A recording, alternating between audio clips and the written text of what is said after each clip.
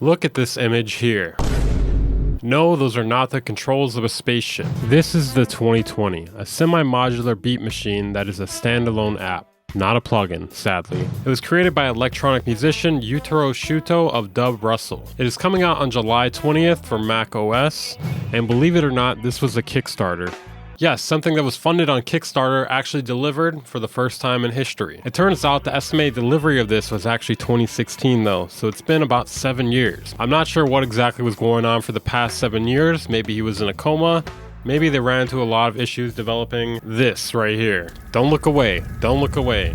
Stare it directly in the eyes. It was funded by 389 backers for a total of 33,639 euros. Now what I really wonder is how many people have quit producing since they originally funded this thing 7 years ago. And from the looks of it on their Kickstarter, many of the people who backed it believed it was dead for several years now. People saying they should contact them directly or remind them again. So the last update was 4 years ago before announcing it's coming out in 2 weeks from now. But I do have a lot of opinions on this thing. I mean, just look at it. It's quite a lot to look at. You can get lost in it, really.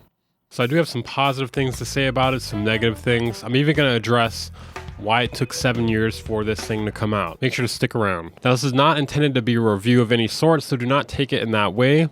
2020 is the past? Yes. I do think this is a pretty clever way to acknowledge that you're way past the release date. No way.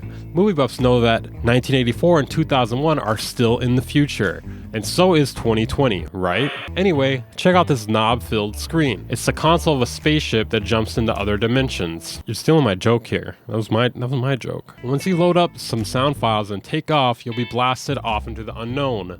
Boom! I think they could have worked a little bit more on that last little sound effect there. It wasn't really selling me. To beat or not to beat? That is the question. Alright, I'm a little bit more on board with this marketing here. So as you can see here, this thing is vastly overwhelming. Clock, sample slicer, 4x grid sequencers, 12x various samplers, kick synth, 14 patchable effects, effect patcher, 2x FM synths, recorder, master effects, bus mixer, 3x synth effects, 2x pitch transposers, 3x various loopers, Higurashi generator. I don't even know what the fuck that is. I Google it and nothing even comes up. What even is that? Create a meme? I don't even know what this is. This is what comes up. I don't even know what this is. Sounds complicated. Don't think.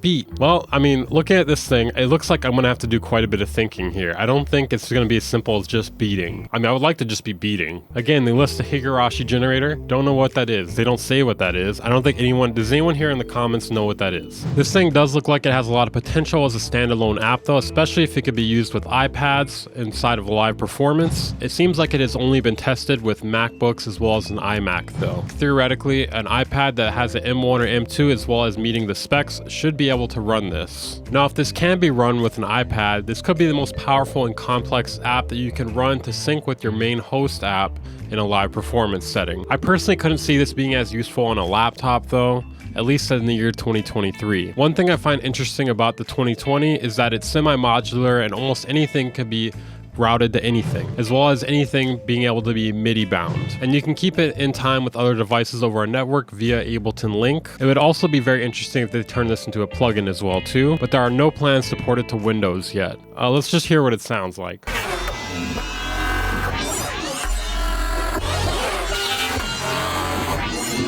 I don't know, I can't really say this is the most appealing demo I've ever heard.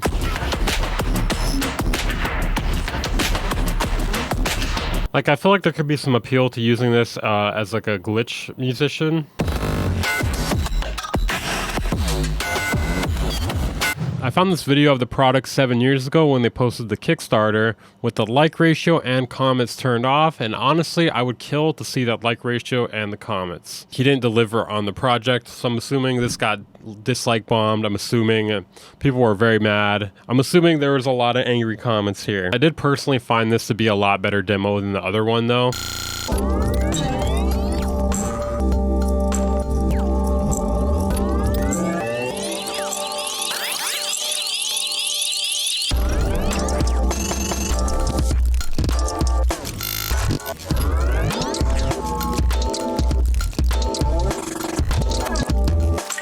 Kind of gives me like Prefuse 73 vibes. First off, 2020, probably not the best name, especially if you're not going to deliver it by 2020.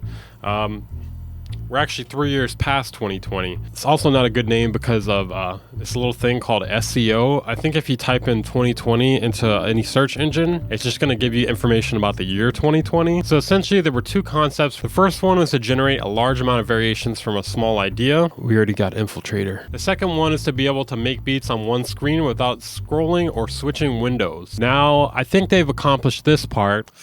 The only problem is we're scaring the hoes now. Personally to me though, I hate this. I could find this a bit more usable if they labeled each section. Now I know certain things are labeled here, like how it says mix there. I'm sure there are a lot of people who would like this thing though. I'm personally not as into doing live performance with a lot of devices. It would be a little bit more appealing for someone just getting into it. This device is pretty much the polar opposite of being intuitive. I know I'm not the only person that doesn't like extremely steep learning curves just to learn basic operations within something. There's a variety of samplers as well as synthesizers that are not labeled here. As you can see, almost none of this is labeled, which will have you constantly referring to the manual until you get used to it. So basically you're going to be doing a lot of experimentation or reading if you want to learn how to use this. I think they should just like write out the whole word above it though, because it'd be easier to navigate the entire section of it for people who just starting to learn it. It just looks incredibly confusing. The greatest thing of all would be if it didn't come with any presets at all. That would be amazing. That would be the biggest fuck you of all time. But honestly, the most important part of all they took care of, which is different color schemes.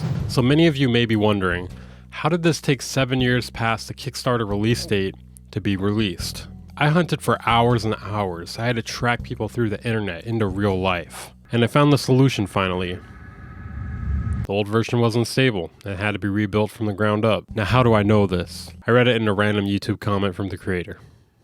Yeah, that's simple. The real question though is why didn't he notify any of the backers about this for over 4 years? He could have just said that. I'm sure they'd be upset, but at least they might be a little bit more understanding than thinking he just stole the money. While I personally don't think this is for me, I could see there being some people this is for if it is all it is cracked up to be or is promised to be. I like things to be not so overwhelming. If it's overwhelming, I'm not going to spend time to learn it just based on that unless I know it's the best thing ever. I get this gives you a lot of control all at once, but it comes at the expense of giving you anxiety. So I've been trying to understand the appeal of this thing ever since I found it.